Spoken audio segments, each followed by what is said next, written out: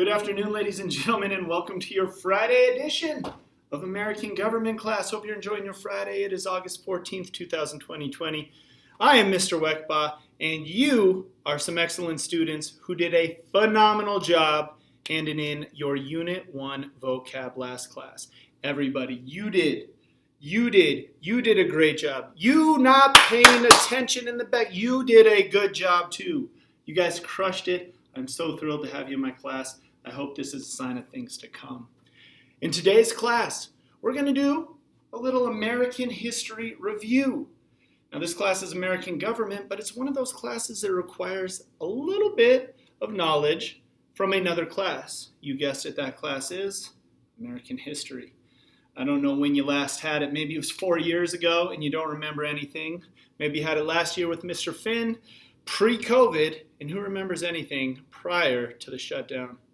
Not me. So we got to do a little bit of a review. We're going to take American history. We're going to chunk it down into the 4 or 5 things that you need to know for this class. Now we're going to do that by using something called Cornell Notes. What you're going to need for Cornell Notes is a piece of paper and a pencil. And don't worry, I'll give you a chance to pause the video in a second if you need to go get it. But a piece of paper and a pencil. And what you're going to do, zoom in mode, is you're going to take your piece of paper and draw a line from the top down, not halfway through, but just a little bit over, so that you have just a little bit of room for a few topic words over here. Make sure you title it American History Review, and as always, put your name in the top right-hand corner and the date. Now, to give you a better understanding of what Cornell Notes are, what we're going to be doing is we're going to be putting a topic right here on the left side of your line. Then we're going to explain it over here on the right-hand side. When it comes time for a new topic, we'll skip a line, make sure that we line up our new topic right here, and then explain that one on the right side of the line. Like I said, we have about 4 or 5 of those. So right now, I'll go ahead and let you get those pieces of paper and pencils ready. Get yourself situated. When we come back, I'll have everything up on the board for part 1. I know, I write quick. Don't worry, we'll give you a chance to get caught up. First topic on your Cornell Notes on the left-hand side is going to be before Columbus. You remember him. We'll come back to him in a second, but before Columbus got to the United States of America, it was actually not known as America or the United States. That's a name it gets much later.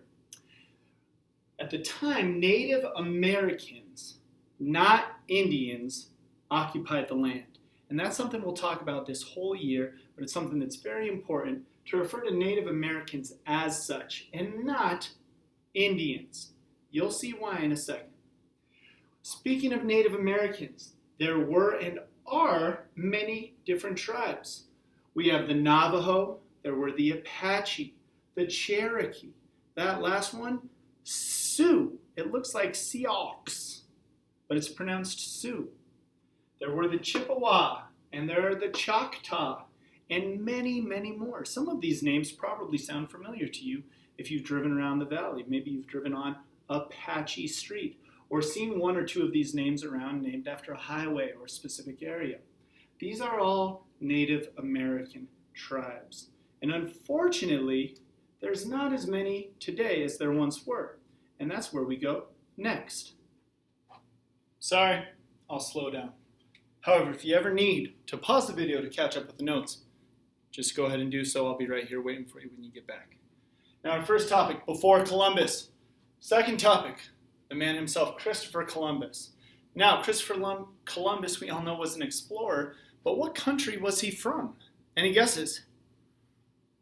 Yes, Spain is a good guess, but no, Columbus was actually from Italy. He was an Italian explorer, and Columbus is most remembered for discovering America in 1492. You've heard the little jingle, Columbus sailed the ocean blue in 1492, something like that. Well, we say discovered and we put it in quotes. Why do we put it in quotes? Because he didn't do it. Other explorers had visited the lands already, but more importantly, natives still live there. These Native Americans we just talked about were living there. Can you discover a land that somebody's already living on? No! So we learned that he discovered America, but in fact, he did not. What actually happened was Columbus was not even trying to find America. Here's what went on.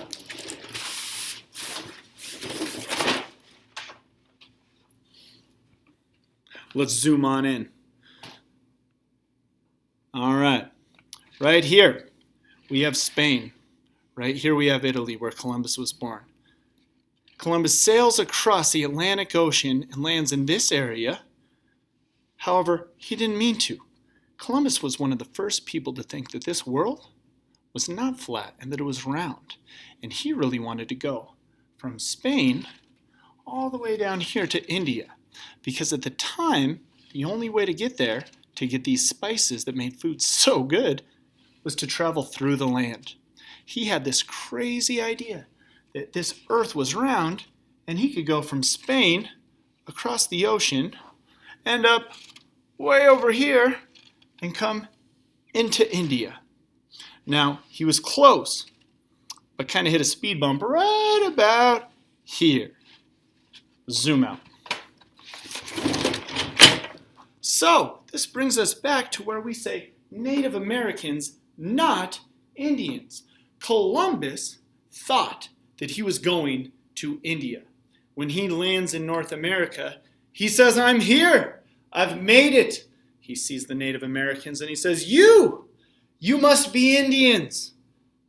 They say, "No, sir, we are not." He says, "You are Indians. I'm sure of it. This is India."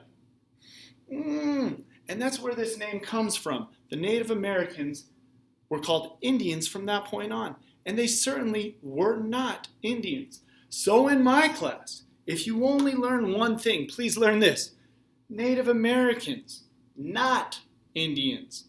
I don't want you to be somewhere down the road and say, "Oh yeah, I took Mr. Weckbaugh's American government class," and then say the word Indians to describe Native Americans. Don't embarrass me, all right?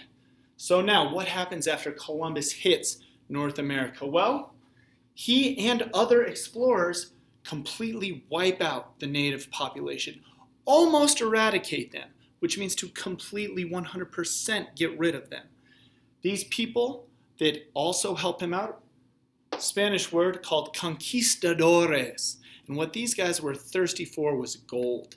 And they come over to the United States, this new land, searching for gold. And what they do is they enslave Native Americans. They make them work for them. They kill them off.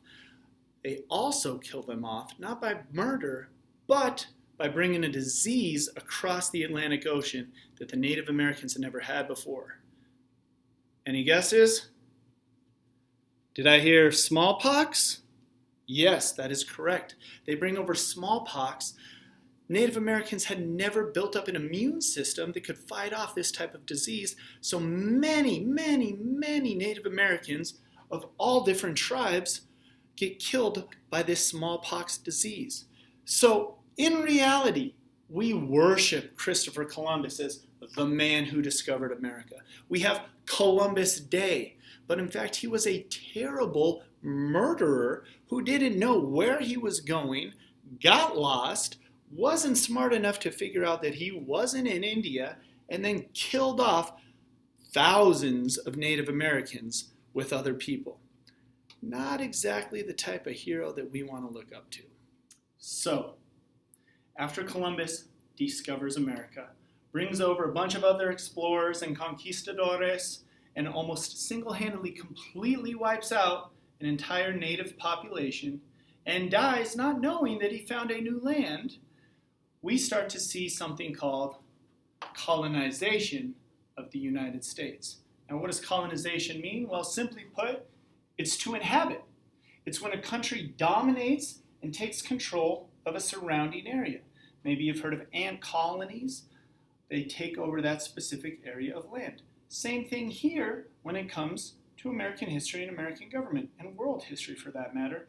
When countries kind of spread out, people from one country leave and come over and take over another area and colonize it. That's what we're talking about now. So England is the main colonizer of the United States.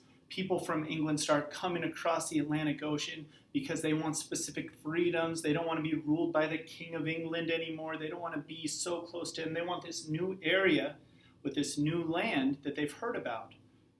So they start colonizing the United States. And this is something maybe you don't learn in a lot of classes, but it makes sense once you hear it.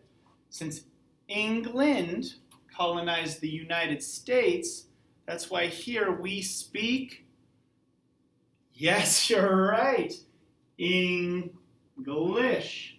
Do you see how that works out? England colonizes the United States, so now the people in the United States speak English. Let's try one more. Spain has a lot of people come on over to Mexico and South America. So the people who are colonizing these areas are from Spain. That's why a lot of the people in those areas speak Spanish.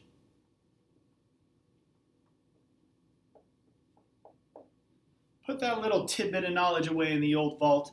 Might come in handy later on in the test this year. What also might come in handy for a test later on in the year is knowing the 13 colonies. So now that we know what colonization is, we start seeing this colonization in the United States, and we come up with, maybe you've heard of, the original 13 colonies. And this is where we end today, with these 13 colonies.